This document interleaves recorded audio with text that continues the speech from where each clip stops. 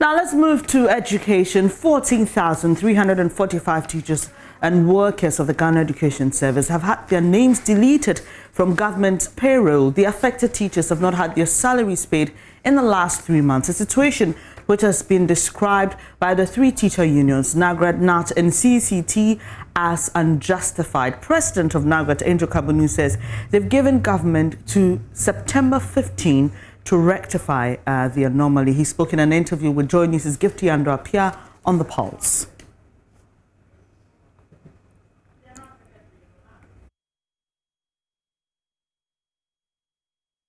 Let's now speak to Thomas Musa. He's General Secretary of NAT, on more on this. Thank you so much for your time here this afternoon, sir. So in your statement released, you mentioned that this deletion happened because the audit service failed to authenticate information they had about teachers not being at post with their bosses or those who were supposed to be supervising them. Do you have a response from the audit service as to why it failed to do this? Thank you very much. And good afternoon to your listeners. The issue is, as you have said, I think somewhere June, our 14,000 plus teachers did not receive their salaries. And then the understanding was that, next month they will receive it. Then in the month of July, same happened.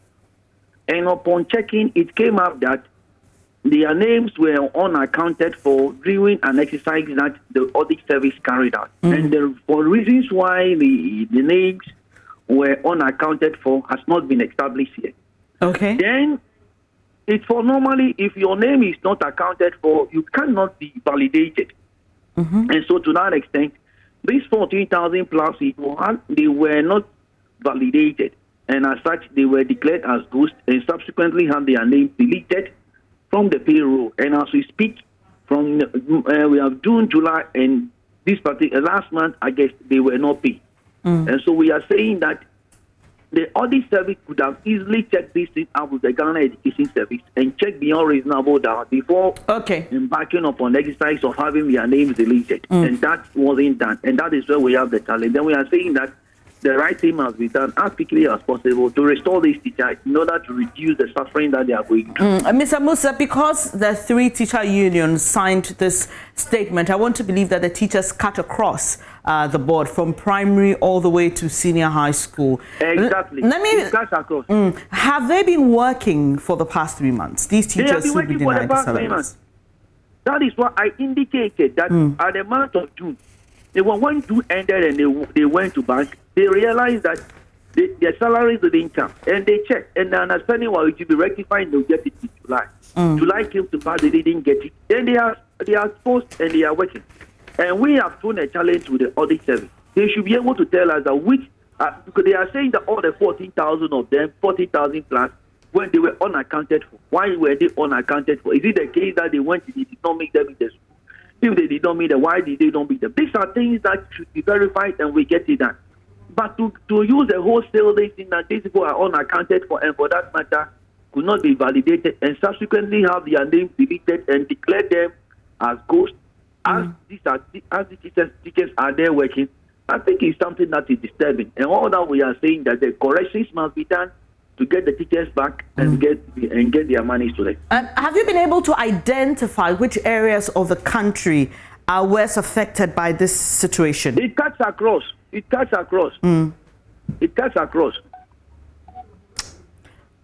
All right. We are talking about teachers across the country. It's not what is what they are doing. They say it is not specific. It cuts across. So that is the issue at stake. Okay, Mr. Musa, you know these things usually take a while, knowing how government goes through its validation processes, and even if they have to validate these teachers who you say have been to work but have not been paid, it will take some time. You've given them an ultimatum of September 15. So if they're not able to meet that, then what next?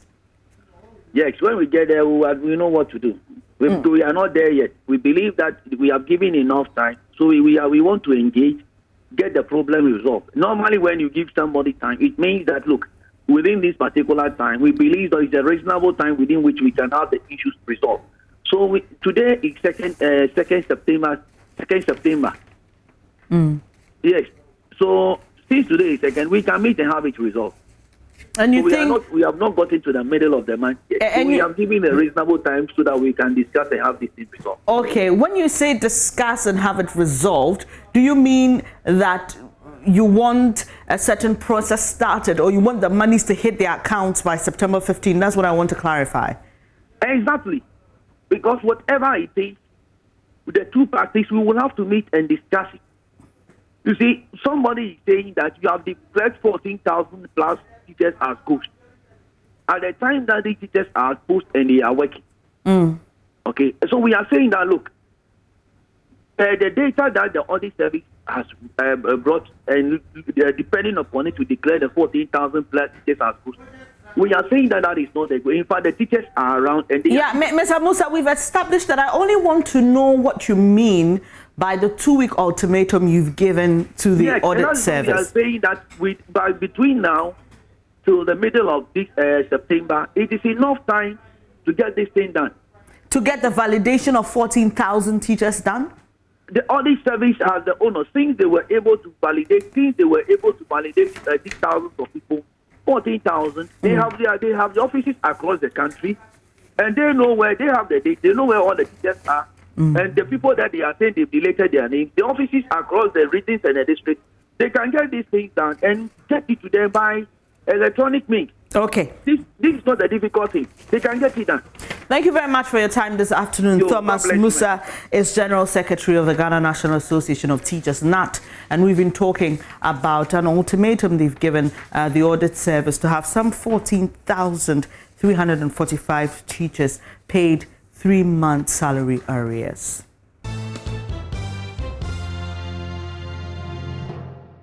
This is your election headquarters, and Love News' checks in Kumasi have revealed a BBNE Login Limited project captured in the NPP's 2016 manifesto tracker as completed does not exist. Managers of the over 40-year-old original BBNE Logging and Lumber Company Limited located at Kasi say they've not received any support from government for any project on their premises. Meanwhile, a Unijay government company listed as completed at Asukwa, also in Kumasi, was found to be at ground stage. Love FM's Rasta Sasaridonko has been finding out more. Key among projects listed under Asukwa Municipal Assembly on the NPP's 2016 manifesto tracker is the completion of a wood product manufacturing company, BBNE Logging Limited. We took a trip to the company's premises. We have gone in there, we've spoken with management, and what we are being told is that there is no such project instituted by government here at the premises. What they tell me is that they put in an application for funds to restructure the company under the 1D, 1F, but then they have not received any response. And so they cannot say government has sponsored any project at all here at the BBNE Logging Limited. They are surprised that it's captured under the government projects at the Asukwa Municipal. So as we speak, we can confirm that the government project listed under Asukwa Municipal BBNE Logging Limited completed project does not exist. Checks at the Asukwa Municipal Assembly showed BBNE Logging Limited was not part of the list of projects submitted to Accra by the Assembly. Authorities say they do not know the source of the project on the tracker. Meanwhile, it was found that a Unijay garment production company listed as completed was progressing from the ground stage. It was also learned that Unijay Fashion's existing edifice was used as a requirement in qualifying for a prudential bank loan of 12 million Ghana cedis under the One District, One Factory initiative to complete the current project. Government is assisting with a payment of half of the 20% interest on the loan.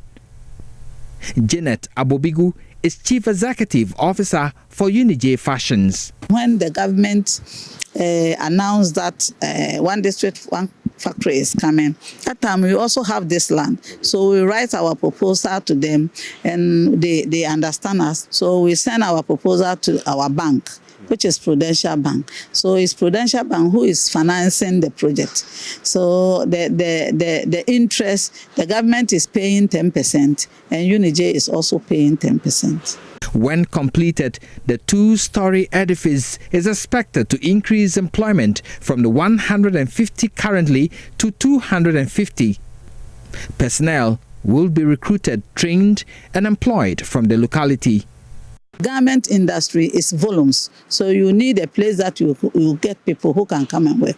And if you take like jute factory, brewery and other places, the people who were working there, they did not go. All of them are still in. So Kumasi Metro, like Asokwa Metro, there are a lot of people and the youth too are here. So that is why we built this here. One major factor that will hinder progress of this government's flagship program 1D, 1F is this road network. In fact, it's the road leading from Ahinsang right through to the other end, but it truncates at the end of that road. It needs to be constructed for business to thrive. Reporting for Joy News, Erastus Asaredonko, Kumasi. Now, former President John Dramani Mahama has commended the people of the Upper West region for what he calls the massive manner in which they turned out to register in the just-ended new voter registration exercise. The flag bearer of the opposition NDC, who is on a tour of the region, has been receiving rousing welcome from the indigents amid commendations for several infrastructure projects undertaken during his tenure. We were working on several things before we left office. If you go to UDS, there were several major projects we were working on. The new lecture theater, the students' hostel, the library, and all those things we were working on have come to a standstill since NDC left office. Before we left office, we built a state-of-the-art library here in Wa, in the Upper West region. Indeed, it is reputed to be one of the best libraries in the whole of Ghana. We upgraded the Wa airstrip into an airport. We created arrival, departure, and flights started to come into Wa. When we come, we're going to upgrade the airport further so that more people can use the aircraft to fly into the Wa airport. I told my father, the Wana, that because we are working on the road to Hamile, when we come, we'll finish that road from Laura to Hamile. Most of the vehicles that are going to Mali and Bobo Dulaso will rather prepare to come through Wa and go through Hamile. And so because of that, we'll dualize the road from Mahama all the way out of Wa so that the trucks can pass safely without facing any difficulty. If you look at the population of Wa today, there's no reason why Wa should still be a municipal assembly. And so we upgrade Wa to a metropolitan assembly. With all the development projects that come with a metropolitan assembly, so that it will be a befitting capital of the Upper West region. There are several other issues that I can talk about, which include creating jobs for young people. We believe that is a major challenge for our people. Children are coming out of school from JHS, from SHS, from university, and they come back and sit at home because they have no work to do. It is a major responsibility of government to ensure that we create an environment so that children can get work to do, our young people. And that's why I'm proposing the 1 million jobs plan to create 250,000 jobs every year for 4 years to be able to employ as many of our young people as possible. The NDC's flag bearer, John Dramani Mahama, they're speaking to some persons in Wa. Our man, Rafiq Salam, is with him. He's live on this beat. He joins us with the latest updates. Hello, Rafiq. Clearly, a lot of promises being spelled out by the former president. Are you able to tell us how the indigents are reacting to this? The people are really excited about what the NDC has done for them when they were in government. Some issues that were recounted by the one representative has to do with the Wa airport, talking about the provision of portable water for the people, and also several structures at the University for Development Cities. But one major worry, which the former president talked about, has to deal with the Upper West Regional Hospital. He says that the hospital was supposed to be opened, but it was delayed. But even upon opening the hospital, it still doesn't have seed money. So tell us, Rafiq, where's the former president now, and what else is he expected to do as part of his tour? The former president currently is now gravitating towards the Yana's palace. You know, earlier he just finished an address with the regional chief imam, Alaji Sumane Kanehe. But before that, he went to meet the landlords in Wa. And so from there, he went rolling out of town to the what was district. His first point of call was to meet the Dumona Empowerment Chief of the Dulmo traditional area and his subject. Thank you very much, Rafiq. He's our man in the Upper West region. We'll join you later in subsequent bulletins for an update on the NDC flag bearers tour of the Upper West region. Hi, good afternoon. Welcome to Business. My name is Darryl Kwao. Cocoa farmers in parts of the Ashanti region have hailed a new initiative by Solidaridad West Africa to help them access financing to support their farms. Under the initiative, farmers are connected to a local bank for loans to buy inputs in time for the farming season. In the following report, my colleague Justice Bedu finds out how this could help boost productivity on cocoa farms. Arco Monte is one of the hundreds of cocoa farmers in Wioso, a small community in the Ashanti region. Despite the high levels of foreign exchange that cocoa-producing nations like Ghana earn from the sale of the product, the people behind the production of the crop work and live in abject poverty.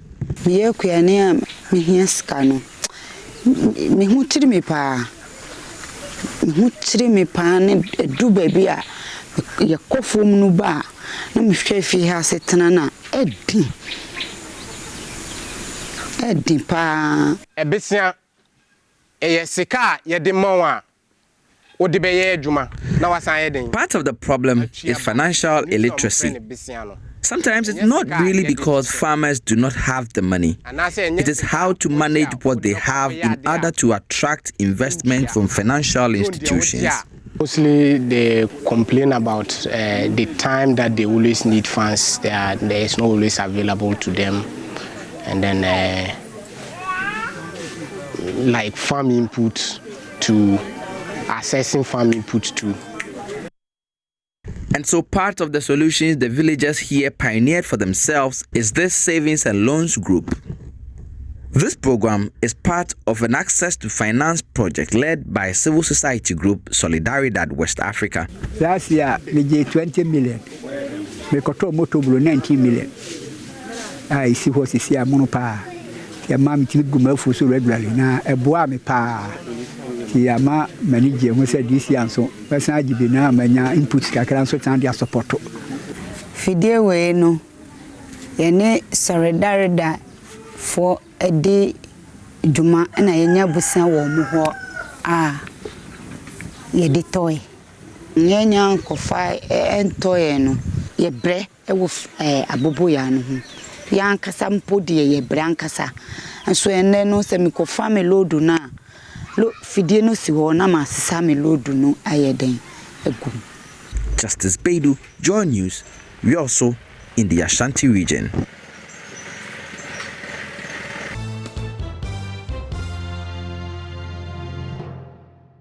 All right, let's also talk about the Compensation Committee Chairman of the Ghana Football Association, Frederick Moore, who's defending the approved monthly allowances for the FA President and members of the Executive Council.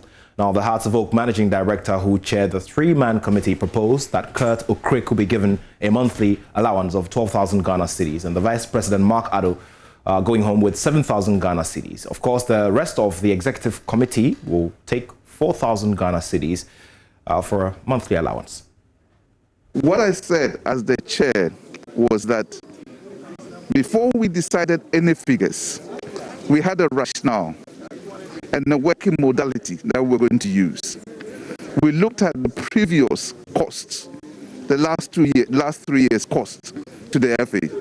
We looked at a number of companies in Ghana, locally, big, small, medium, to see what they pay.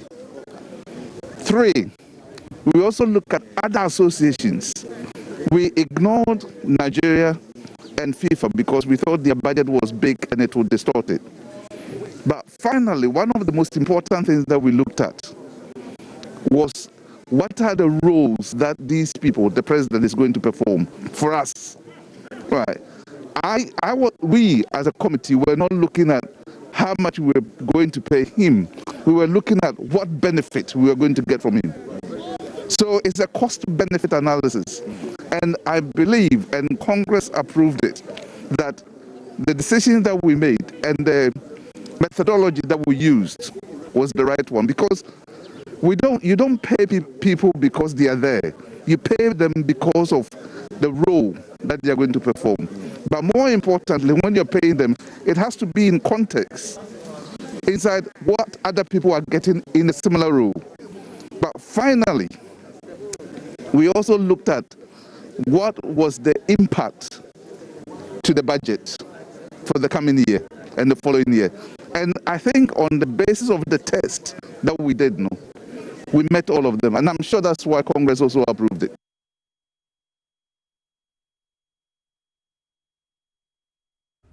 All right, so we've got more detailed stories for you at 2 p.m. when I bring you sports today. In the meantime, Joy News Today continues and we'll bring you world news and showbiz in a few minutes. My name is Nathaniel Atto and I have love for sport.